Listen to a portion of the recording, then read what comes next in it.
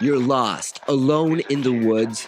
You don't have food, feeling hungry, and the sound of wolves howling in the distance. What do you do? How do you survive? Well, join us as Nick Buck breaks it down for us, a wilderness survival instructor that will share some tips that may save your life. Let's go.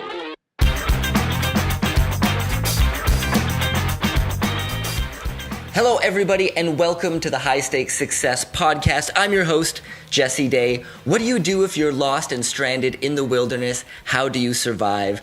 I can't think of a more high-stakes situation than that. So we've got a very cool guest on today. We have Nick Buck, who is a wilderness survival instructor as well as a professional mountain guide, to talk to us all about wilderness survival. So Nick, for our listeners, could you tell us a little bit about your background and what it is you do in terms of wilderness survival with your career as well? Yeah, absolutely. I'm head instructor at Survival in Canada, and we're Western Canada's leading survival school. We teach wilderness survival and wilderness living skills to a range of people from members of the public all the way up to elements of the military. So I get a lot of dirt time, a lot of time out there in the bush doing what I love to do, following my passion. And then in my sort of downtime from that, I get to work as a mountain guide, taking people up into the high alpine on foot or horseback to show them the beauty of the mountain. So I'm a real lucky guy. That is really amazing. So what was it that first attracted you to that sort of lifestyle, to being in the wilderness? That's a tough one for me to pin down at times. I suppose that I just quite simply can't imagine doing anything else. It's a calling, it's a lifestyle, it's very much who I am. And I've been outdoors for most of my life, right from my early childhood, and I quite simply couldn't imagine doing anything else. That's really awesome. Okay, so I want to talk about how to survive in the wilderness. So if a person were to find themselves alone in the wild, let's say night is falling, they're in the forest, they don't really have a lot with them that they had prepared to survive in the wild, what do you have to do? What's the step-by-step process to make sure you can kind of make it through and get home eventually? Well, that's a great question. And, initially you asked me what happens if you get into a situation like that. And the first thing that we like to teach people is to change their mindsets. So I would say that we should approach the situation with the question, what happens when I find myself in that situation? Right. If we use the conditional if, it makes it seem a lot less likely than saying what happens when I find myself in trouble. Okay. So we start very early on by changing people's mindset and teaching them to use their mind as a tool. Your question is what to do when we find ourselves in these difficult situations, and we need to assess the situation is the very first thing that we must do. We must assess what the risks and dangers are, and they're going to be different in each scenario that we can find ourselves in. And then we need to prioritize the risks to us, and then we need to start dealing with them. In its broadest sense, that's how we would approach it. Okay, so there's like a step-by-step, essentially a system that you kind of approach. So, for example, is it important to build shelter first, or what's the first step in that process? If we think of the sort of textbook scenario of people perhaps out hiking or, lost in the bush, then of course something like shelter is going to be hugely important. But we would teach people, first of all, that they need to stop. Okay, so I'm going to teach you a little later on 5 letters that will save your life, hopefully, or potentially. Oh, wow, great. And we'll go on to that. But the first thing that people should do is just stop. Stop their feet moving, take a knee, take a seat, and calm down. Because it's incredible how people can find themselves 24, 48, 72 hours into a scenario without ever having calmed down and thought about things and thought clearly and properly. And people have gotten themselves in some serious trouble because they failed to do that. So the very first thing you should do in a situation is to just stop. Take a seat, take a knee, and assess the situation. Now, hopefully, you will have put all of the right measures in place prior to getting out there in the bush. And that's a big thing we teach is proper planning and prevention. Proper planning and preparation prevents poor performance. Okay. So, go on. No, and if a person has planned properly, then they should know that rescue is not far away. Okay. So how does a person plan properly? Is it about what you bring with you into the wilderness when you go out there? What exactly are the steps beforehand to prepare? Proper planning is absolutely essential, and it'll save your life. I've got a friend who's head of a provincial organization involved with search and rescue and emergencies. And that person told me very simply that statistically, the most risky activity you'll ever undertake is a day hike. That's because people don't plan properly. So if you and I were going out for a 3 or 4 day hike, you tell every person you work with that you were going away. You tell your partner, your friends, your neighbor. You let them know when you were leaving and when you were coming back. You'd have spare clothes, you'd have rain gear, you'd have enough food for a day or 2 extra. All of these things are things that we find people neglect when it comes to the day hike. So there's your answer, there's your list. Essentially, before heading out into a wilderness environment, you need to make sure that you have put the proper steps in place. You need to make sure that people know where you're going, know when to expect you back, and you need to have a proper plan in place if that doesn't manifest. People aren't going to find you if they're not looking for you, and people aren't going to look for you if they don't know you're missing. So we need to, prior to heading out, we need to inform 2 separate parties, 2 separate individuals of our plans, so that if we don't return when and where we say we're going to, they can start the search for us ultimately. Right. So it all really begins before the journey even starts to wherever you're going, is letting people know about it. It absolutely does. And then, of course, the next aspect of being properly prepared is the equipment and knowledge that we take with us into the bush. Okay? If you go out into a wilderness environment without the correct equipment and without the correct knowledge and without the correct mindset, then you are inviting trouble. Right. Wow. Okay. That's really awesome. To know that it actually begins so early. And also the part about the mindset you were talking about was very interesting as well. How much does that come into play when somebody finds himself in a potentially dangerous situation, being in the wild and needing to survive?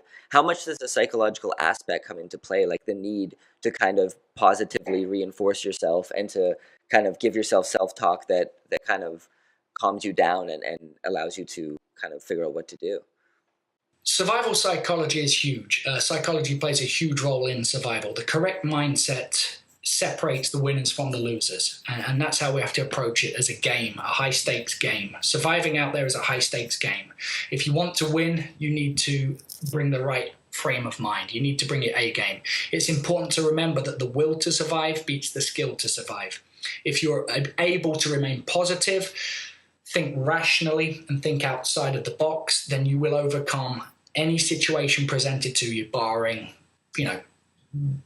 bad luck, a lightning strike or an injury. Right. The ability to think critically in stressful situations is something that we in our training instill in our students. That's really great. So the psychology plays a huge role. So I guess it becomes a factor of being able to not overreact when you're in that sort of situation, and to kind of be able to be as rational as you can, but also kind of tell yourself that you will get out of this, and there is an end to this that's going to be good. Yeah, absolutely. People have people have sat down and died. It's as simple as that. People have given up. Some people give up before they leave the house each morning, and some people are just very negative. At the other end of the spectrum, you get incredibly positive, strong-minded people. The Navy SEAL Marcus Luttrell, who recounts the tale of finding himself smashed to pieces, but reaching forward with one arm and scratching a line in the sand and dragging himself to that line and saying to himself, if I can drag myself to that line, I'll just drag myself to the next line. And he did that for X many miles. That's the mentality you must have. The sort of not dead, can't quit mentality. That, coupled with the ability to remain calm, cool, and collected, and assess a situation and think about it rationally. Assess what are the challenges presenting themselves to me, how can I best overcome them? Wow. That's powerful stuff. That's got like parallels to life, I feel. Absolutely. Right? We find that a lot of our students stay in touch with us, and we've seen a lot of changes. We work with a number of youth groups, and we take them out into wilderness situations, and we teach them these very sort of, a skill set that may seem very practical and perhaps limited in its scope and its use, but we find seeing some of these youth years later that the skills and lessons learned out there, the harsh realities of life on the mountain, carry forward and carry across into other aspects. In fact, I would say every other aspect of a person's life. Yeah. Wow. And I guess when you're you've trained and you're good at being able to survive in that sort of situation in the wilderness, other things in life seem a little bit easier by comparison, I would imagine. When you've been up at 8,000, 9,000 feet and the snow's coming up at you, and you've got a person with a broken leg and hypothermia, and somebody's lost a satellite phone and somebody's dropped a bag of food, something as simple as a breaker going in an apartment block or a truck breaking down on the side of the highway seems really manageable after that. Yeah. No doubt. And that kind of segues into what I wanted to ask a little bit about, which was survival in different environments. Like you mentioned, a snowy mountain, and by contrast, a desert where it's very hot and there's no water, obviously. So what are the methods of survival in these different sorts of environments? And one of the things we would do as part of our preparation would be to learn as much as we can about any and every environment that we're going to go into. Before you get on a commercial airliner, learn about the countries you're going to be flying over just in case the worst happens. So if we're heading into, for example, the mountains, you would want to know everything about them, but you would want to make sure that you were carrying as much information in your head as possible. And that would help you prepare properly, because ultimately, when presented with a survival situation, we sit down, as I've said, and we assess what are the challenges before us, and we think of the rule of threes. And the rule of threes is a little memory technique to help us prioritize the way that we are going to beat these challenges, meet the challenges, beat these enemies that are up against us. So most folks have got an idea in the head that they're going to either be attacked by a grizzly bear or starve to death. And statistically, unplanned wilderness scenarios don't end through starvation or animal attack. So the rule of threes would very simply say that you're going to survive for 3 minutes as a guideline without oxygen. Well, for your average person on the street, we're not discussing egress from a helicopter that's in the water, etc. So that brings us on to the next challenge. Hey, I'm breathing. I'm going to last longer than 3 minutes. Now what's going to kill me? And in a cold, wet, snowy mountain environment, it's going to be hypothermia. Okay, hypothermia, the lack of your ability to retain your body heat. Now, we're going to be preparing for that in a certain way, but that is going to apply in any environment. Now, of course, in a desert environment, it would be hyperthermia that is going to kill us, too much body heat. It doesn't matter. We arrive at it in the same manner. We arrive at it. It's the first priority is stabilizing and controlling our body temperature, maintaining proper thermoregulation. For example, in a mountain environment, you're going to want to be able to erect a shelter within 5 minutes and to start a fire in the next 5 minutes. Okay, within 10 minutes, you ought to be able to erect a waterproof, windproof shelter that helps to create a microclimate and a fire. Those two things working properly in conjunction with each other are going to allow you to survive longer than the 3 hours, which is the next aspect of the rule of threes, that hypothermia would render you up the creek. Yeah. Yeah. In a desert environment, you would want to be looking for naturally cooler areas, any area that may be channeling the wind, any area that may have shade, of course, any way we could get up and off of the desert surface, the sand or the rock. Conduction, surface to surface, is the most efficient method of heat transfer. So when we learn to assess the situation and break it down into its critical components, it then follows that we're able to deal with the rest of it is just details once you've done that. And that applies in a desert environment and that applies in a snowy mountain environment. The only difference is the details. Right. So that seemed like some pretty short times. Within 5 minutes, getting a fire going, were you saying?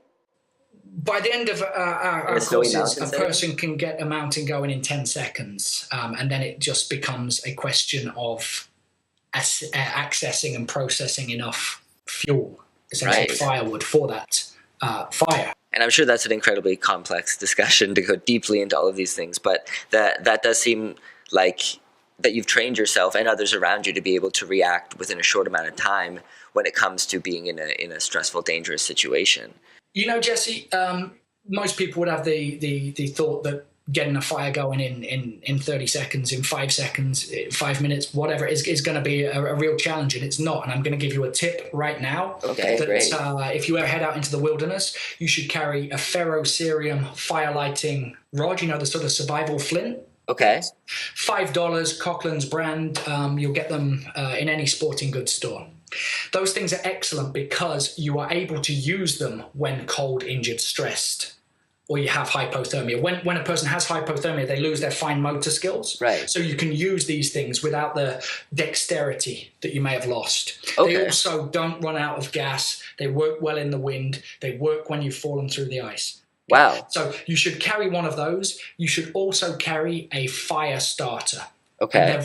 You needn't spend much money. Get 2 cotton wool pads, the makeup removing pads from the dollar store. Make sure they say 100% cotton. Sure. And you want to put a spoon of Vaseline between the 2 of them and throw a couple of those in a sandwich bag. Okay. When the time comes, remember, not if the time comes, when the time comes that your hiking partner is hypothermic and you're lost and it's 30 minutes until it gets dark and, hey, probably best to light the fire now, simply pull out one of the cotton pads and fluff it up and land a spark on it. That thing's going to burn for 10 minutes. Okay? And you're going to go and find a dead standing tree of diameter 4 inches or greater. Very simply, rain and wind will drive water into wood a depth of 1.5 inches. So if the tree is 3 inches, it is potentially saturated to the center. If it's 4 inches, I know it has a dry center. And we're going to basically break that tree down and access that dry wood. And it works. I've done it. I was out recently back in February, northern BC, 35 below, very windy, and we had a person lose their ability to operate, and we were able to get a fire going within minutes and get that person stabilized in a shelter with a fire going within minutes. So speaking of that and the preparation, what are some of the essential things that basically everybody wants to have if they're going into the wilderness at all? Like, what are the tools that everyone should just have on them? Fantastic. You know, that's a great question, and this is something that I think should be taught to absolutely everybody. You are foolhardy if you venture into the wilderness for any period of time without the following. You certainly want to be able to maintain correct body temperature. As we've discussed, realistically, that's the first thing that's going to take you down, take you out of the game, is lack of thermoregulation. So a proper microclimate. That can start with clothing. You know, you want a base layer and you want some insulating mid layers and a waterproof outer layer. Very simple. Okay. So you would also, based on that or building on that, you would want the ability to erect a shelter. It doesn't have to be an expensive tarp. It doesn't have to be a tent. It can be a sheet of polythene drop cloth from the dollar store. There we go again. It'll cost you $1 or $2. And you can rig that up in 2 minutes. So to provide a microclimate. Okay. You would then want a cutting tool that's going to allow you to access the dry firewood, as we've discussed, that's inside the wet wood. So people ask, hey, where do you find dry firewood? When the weather's wet, you find it inside the wet wood. So you need to be able to split down and process that wet wood. I would say that you then need a fire lighting device. And as I've said, the only one that I would trust my life to is a ferro cerium rod. I carry a Bic, I carry a Zippo, I carry 2 or 3 different types of matches, but I carry a ferro rod around my neck. Okay, you can get that online, right? We'll put a link in the description. We are not being sponsored, but if you're saying that this thing is so essential, then I think people should be aware of where they can get it. People think they need to spend a lot of money and they don't. I would think realistically for $20, you're going to be able to put together a survival kit that could potentially save you or your loved one's lives. Oh wow, yeah, that's a very I'm happy to share the contents of that kit with you and perhaps post that if you like. Yeah, we can absolutely do that. Yeah, we can absolutely do that. We'll do that in the description. Wonderful. So what else should people carry when venturing out into the wilderness? We've discussed that they need to carry their own microclimate in the form of clothing and the components to build a rudimentary shelter. We've talked about a cutting tool, a knife. We've talked about a fire lighting device, a combustion device. We are then going to talk about a water bottle or container. We're the only animal that can take the creek with us, okay? Because it really sucks to get seriously dehydrated, and it happens surprisingly often in cold, wet environments. When you're cold and you're wet, you don't remember to drink. Okay. I would recommend getting a stainless steel or aluminum water bottle for the simple reason that if all you've got is the stanky, nasty beaver pond, you're going to be able to sterilize, disinfect that water and make it safe to drink through boiling or pasteurization, essentially putting it on the fire. And then another high value, high bang for your buck item to carry is cordage or string. Something as simple as a busted bootlace or the strap on a rucksack can really mess with your plans. It can delay you, and it can turn a nice day hike into a night out in the wilderness. So we would sum that up by saying you should carry the 5 C's. Cover, a cutting tool, a combustion device, a container, and cordage. You should have the 5 C's on you at all times when in the wilderness. With those 5 C's and the correct knowledge, you are going to be able to survive for the 72 hours that statistics tell us 90% of these scenarios last. So the traditional advice that I always heard growing up was that you never want to move. If you're missing in the woods, you want to always stay where you are. Is that correct? Does that hold true? You know, that's a tough question, and we never teach black and white rules. We never teach concrete rules. We teach thought processes and skills. Okay, so I'm going to teach people the thought process, and I'm going to give them a mental toolbox to use. I would say that generally staying where you are is a good idea. A number of things are going to change that. If you're in a light aircraft and it crashes onto the exposed northern side of a mountain up above the snow line, and you can see that there's a tree line, you're going to be moving. That's common sense. You know, if you can see that you're in the path of danger, an avalanche path, if you find your truck has gone off the roadside and you're in a terrible location, you're going to move to a better location. Generally speaking, you know, the old debate in our heads, should I stay or should I go? You should stay. You should stay, because if you're lost, you're likely to get yourself more lost. You're likely to get yourself deeper into the bush. The chances of just happening upon the path are slim if you don't know what you're doing. And often these situations arise because of a mechanical failure, either catastrophic in terms of a light aircraft going down or an electrical fault on a work truck. Those vehicles are a lot easier to find from the air than a little hairless ape strolling around under the tree canopy. So it makes a lot of sense to stay with something as large and easily locatable as a vehicle. Yeah. Right. So what about when it comes to wild animals? It's quite uncommon, right, to actually be put in a dangerous situation with an animal in the wild? As I've mentioned before, one of the roles that I play is taking people out to find wild animals. Right. It can be a lot more challenging than we like it to be at times. It can be a real tough one. It can happen, and it does happen, that people are on the receiving end of a bad time from a wild animal. It's very rare. You are at much greater risk of having the poster behind you fall on your head and lacerate you and you bleeding out there in the studio than of a grizzly or a black bear or a cougar or wolf or anything else causing you any mischief. Having said that, we want to influence the situation, control and manage the situation to minimize the risks and maximize our advantages. So we teach common sense things. Don't store food on your body. Don't have a granola bar in your pocket and then get into your sleeping bag. Don't sleep and cook in the same area. You want to cook your food, I would say, as far away as is practicable. Why wouldn't you? If you can get 100 yards away, do it 100 yards away. I would say a minimum of 50 feet away, because those cooking smells linger. I would say that you would like to store all food and toiletries in a bag suspended from a branch as far away as practicable. And you can say, why toiletries? For some reason, the bears... they'll go for your lip salve. They'll go for your toothpaste. It's an interesting smell. Hey, they'll rip into it, potentially.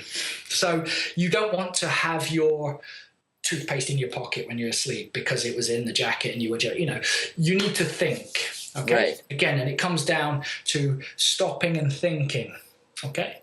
So finally with animals, remaining calm and understanding animal behavior is going to be what saves you.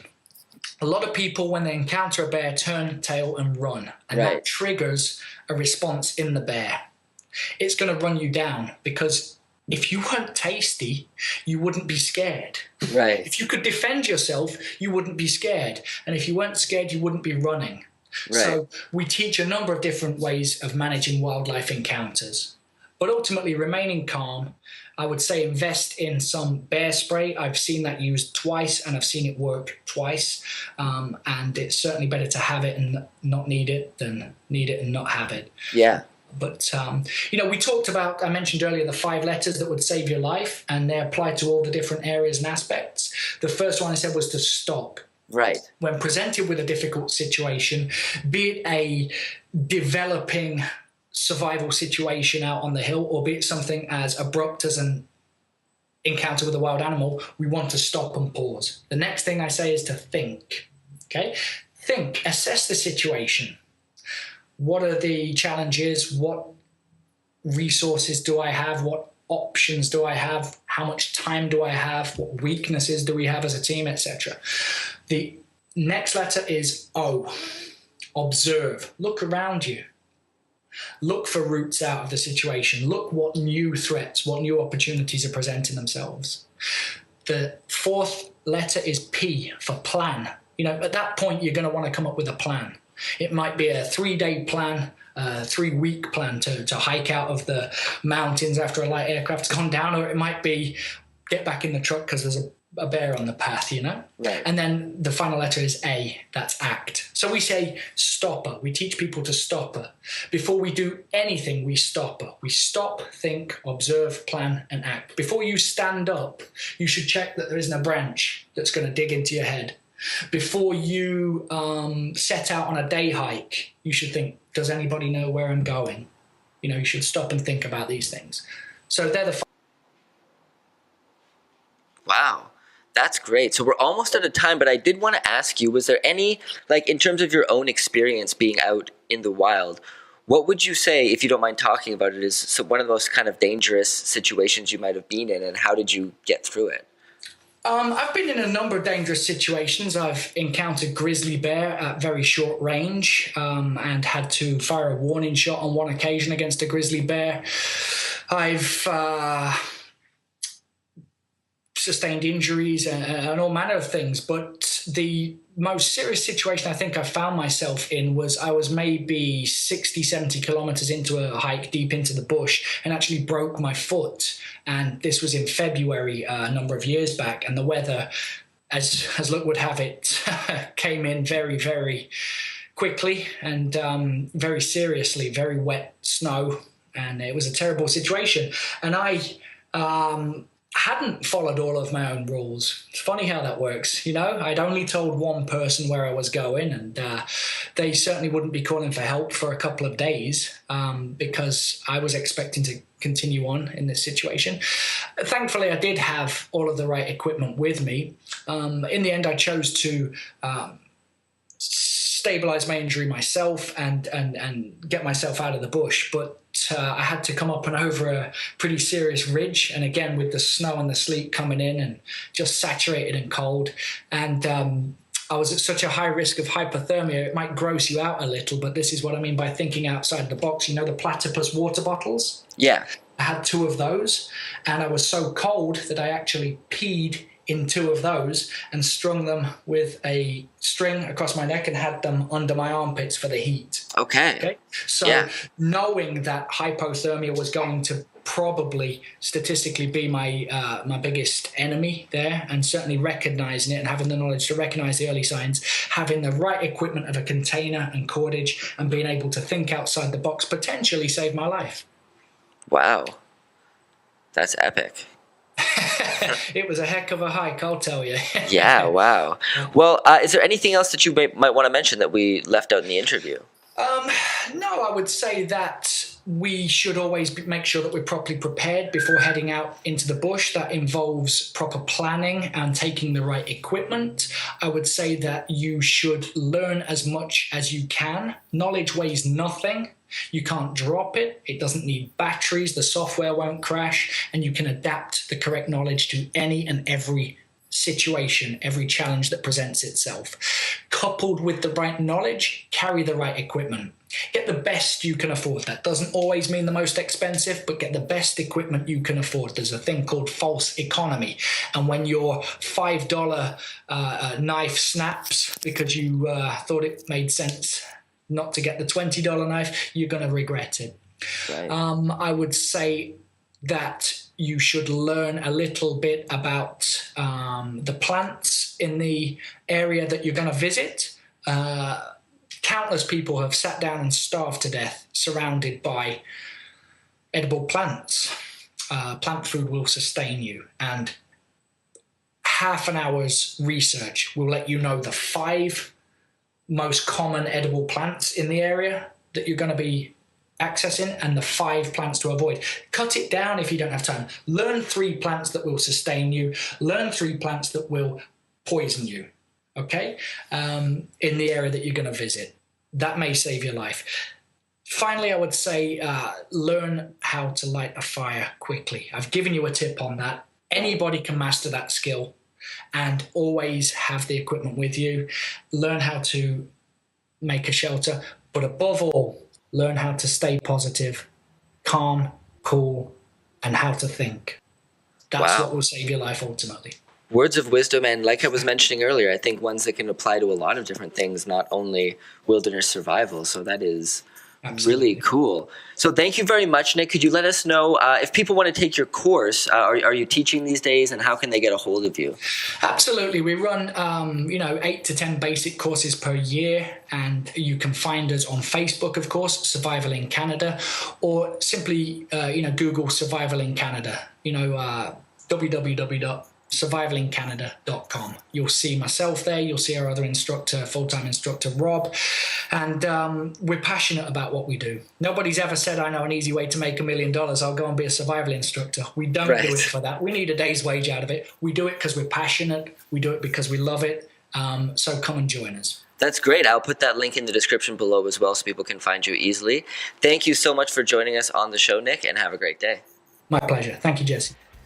All right, guys, there you have it. Nick Buck, wilderness survival instructor as well as professional mountain guide. He gave us some really awesome insights into how to survive in the wild, including so much about the mentality and psychology of staying alive, which was really great as well. So be sure to check out all our other podcast episodes at highstakessuccess.com. We also have upcoming guests on there and all the information you could need. And until next time, when the stakes are high, success is the only option.